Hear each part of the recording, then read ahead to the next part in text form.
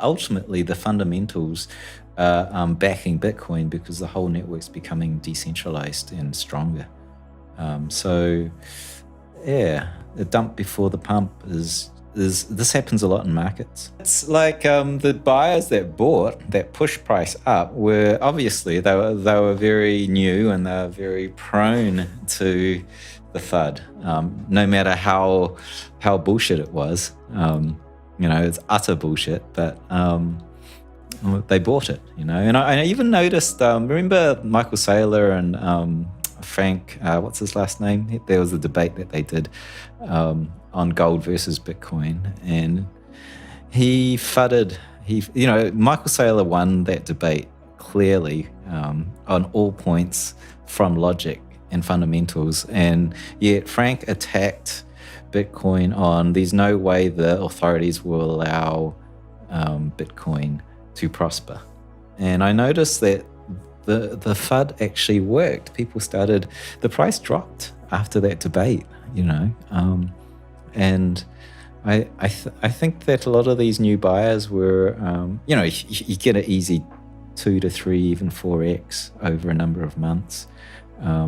You're probably gonna be sensitive to like, oh, this is scary. I'll take the profit now in a highly volatile asset. So I don't know, but I do like how it is like the small guys that are buying it right now. It's it's very good for the network. And it's really interesting. I've noticed this in markets is when the thing shakes out, something that's bullish is initially bearish before it goes bullish. So, for example, the 2008 financial crisis, like all the banks were kind of getting wrecked, right? And if you were a gold bug, you would be sitting pretty because, everyone's gonna go into the safe haven asset.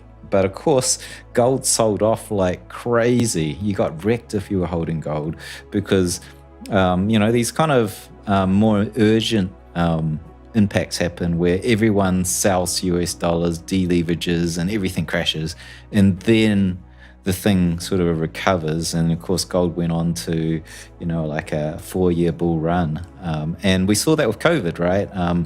Bitcoin was exactly what you want when the whole market crashed and the money printers started printing on overdrive.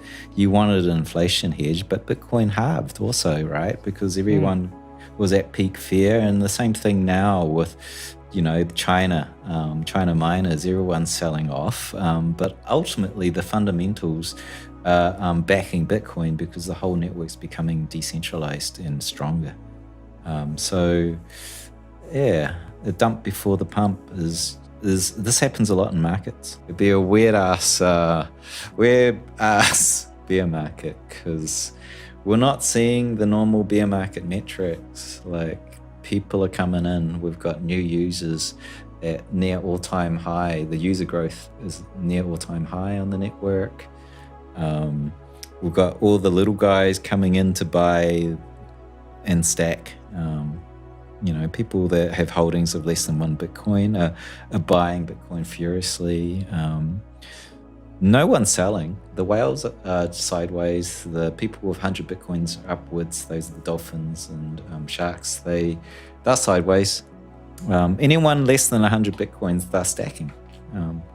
So that's not normal. Like normally in a top, you'll see the whales have dumped. They've started dumping ages, like maybe 6 months back, and the dolphins, the 100 Bitcoin upward guys, they tend to start to unload their coins, but they're holding strong. And then the retail guys, more and more of them coming in, and normally that just stops. Like you go into this mania phase, price just starts to rip upwards beyond the fundamentals. It goes up sheer bullish wall, and we haven't seen that. So it's just got all the wrong signs to be the start of a bear market. Maybe you call this a mid bull market kind of reset. It's not like a dip. A mini bear market. Yeah, mini bear market. It's like the 2013 where you did get a decent pullback, and it took months and months for it to reaccumulate and then run up again.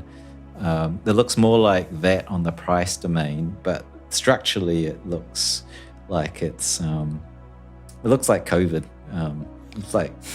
It's like Elon Musk is like the COVID virus, double down. He's teaming up with China to create COVID. I've been thinking about this lately, and I've been thinking about, like Dan Howard's super cycle. Everyone's saying super cycle, and I'm thinking maybe this is, we should call this the last cycle. Maybe not the super cycle, but the last cycle. The last cycle. That sounds like a film. Yeah, it's like every. I'll just pull up a chart and see how many cycles we had. We've had, in terms of halvenings, the halvenings had a fair run. We had the first epoch that ended. We kind of ran up.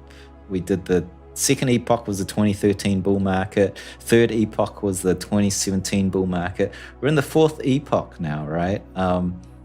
And the inflation rate is very low. It's the equivalent of gold. And then in the next epoch, it's less than gold. The sell pressure from miners is infinitesimal. And a lot of people look at what the miners are doing. I don't actually do that much in a bull market because their sell pressure is nothing compared to the full wrath of Michael Saylor's buying, or anyone's buying for that matter, will just put to bed any kind of sell pressure. It's 1.43% is the inflation rate of Bitcoin. That's not much. I don't even think MicroStrategy is that significant in the sheer buying and selling, because it's actually that they're influencing people to buy. I'm